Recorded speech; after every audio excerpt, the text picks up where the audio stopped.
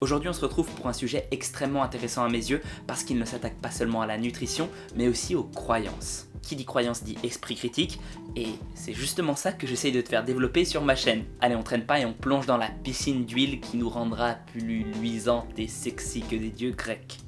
Je suis pas très à l'aise avec cette intro.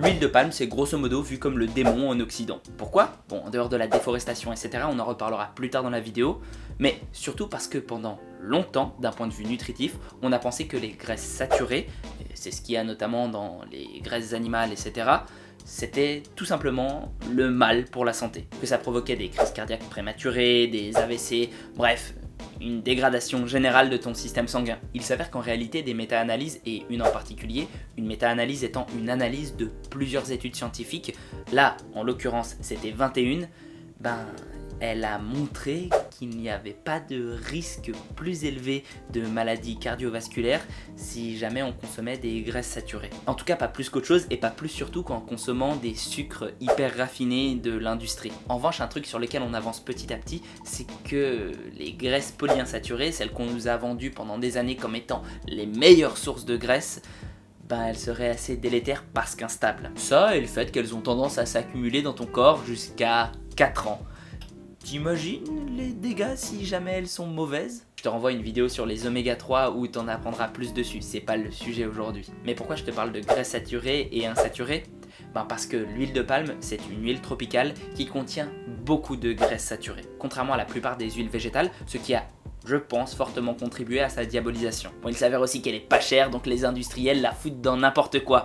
Et quand quelque chose est produit en quantité, surtout pour les industriels, tu sais très bien qu'ils se foutent un petit peu de la qualité. Et je t'apprends rien, je pense, en te disant qu'un produit de mauvaise qualité, c'est mauvais pour ta santé. Enfin, et c'est là le plus traître, les industriels, ces personnes charmantes, ont trouvé un moyen de rendre la graisse d'huile de palme qui n'était pas assez texturée à leur goût, justement plus épaisse. Ce moyen-là, c'est l'injection d'hydrogène. On appelle ça donc des huiles hydrogénées.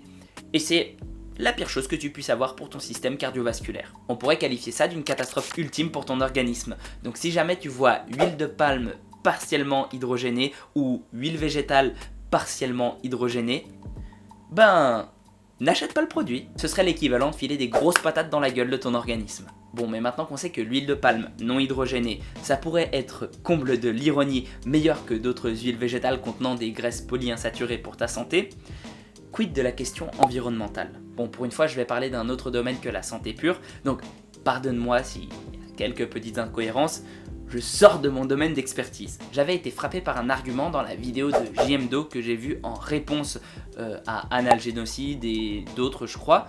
Je prends pas parti, je trouvais ça juste intéressant de voir des longues vidéos là-dessus parce que c'est une question qui m'intéresse. Enfin bref, j'ai été frappé donc par un de ses arguments. À un moment, il dit que l'huile de palme, c'est un non-problème parce que c'est l'huile qui coûte la moins de ressources à produire. Que si on remplaçait la consommation de cette huile par une autre, ce serait encore bien pire pour la planète. Et d'après ce que j'ai pu en lire, il a raison ce con. Non seulement l'huile de palme produit 3 fois plus pour la même surface exploitée, mais cerise sur le gâteau, elle nécessite beaucoup moins de pesticides et d'engrais. Le gros problème qu'elle a, c'est que le climat adapté pour qu'elle survive, c'est chaud et humide. Et ça on le retrouve principalement dans des endroits tels que la Malaisie ou l'Indonésie, là où il y a des forêts équatoriales dans lesquelles fourmille la vie et des espèces qu'on n'a probablement même pas encore découvertes. Et oui, du coup on les brûle, ce qui génère beaucoup de gaz à effet de serre et c'est une catastrophe pour tout ce qui est biologie. Mais les associations se réunissent peu à peu pour lutter contre ça et on va vers un avenir meilleur, je pense en tout cas, parce que les gens prennent conscience de plus en plus de ce problème. En revanche, de par le fait que c'est économe en termes de surface et en termes de pesticides et engrais, peut-être que le boycott de l'huile de palme, c'est pas le mieux si tu veux sauver la planète. Je ne dis pas que j'ai la réponse ultime et qu'il faut que tu cours racheter du Nutella, mais qu'il faut bien garder ça à l'esprit. On peut pas, ou en tout cas c'est difficile dans la plupart des cas, trancher entre le bien et le mal dans la société. Le monde est gris. D'ailleurs c'est valable aussi dans le monde du sport. Garde un esprit critique. Et sur ce, prends soin de toi et à la prochaine. Alors, qu'est-ce que tu vas faire? Tu vas consommer de l'huile de palme ou pas en consommer?